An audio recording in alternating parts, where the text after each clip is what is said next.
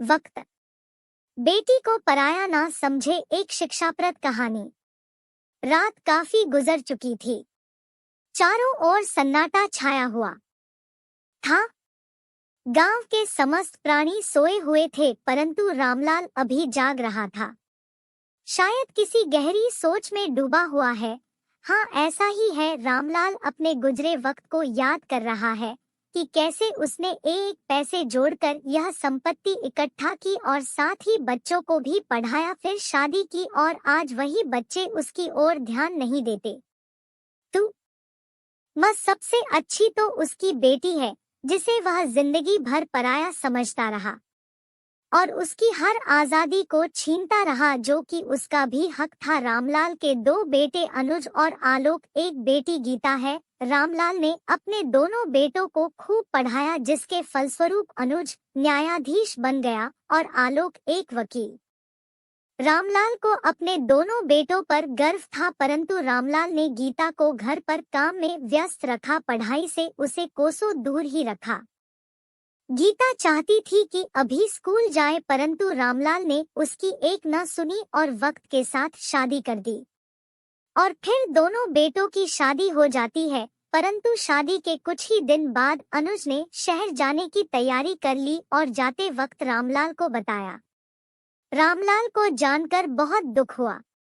अनुज को रोका पर वो ना रुका, परंतु आलोक है यह सोचकर खुश था। जो रामलाल की उम्र बढ़ती गई, त्यों बेटे उससे दूरियां बढ़ाने लगे। आज ऐसा वक्त आ गया है कि रामलाल के पास कोई बैठने या घर के विषय में कोई सलाह तक नहीं लेता।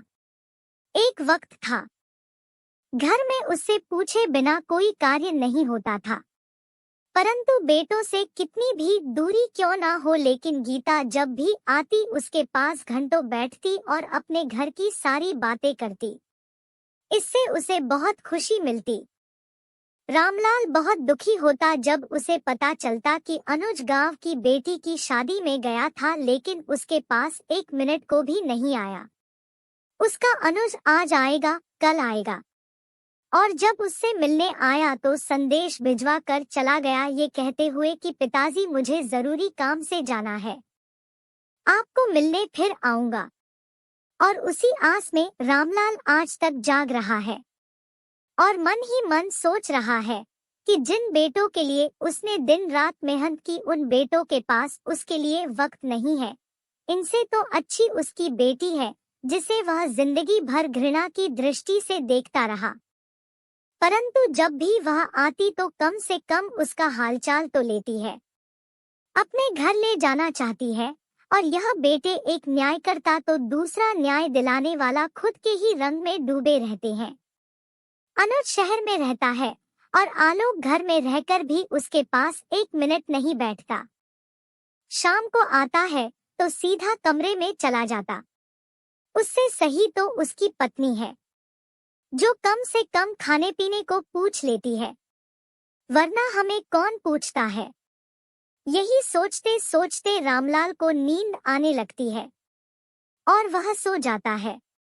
आशा है कि आपको हमारी ये कहानी पसंद आई होगी। अगर आपको हमारी ये कहानी पसंद आई तो कृपया कमेंट बॉक्स में जरूर बताएं कि कैसी लगी हमारी ये कहानी, और हमारे चैनल को लाइक और सब्सक्राइब करना ना भूलें। धन्यवाद।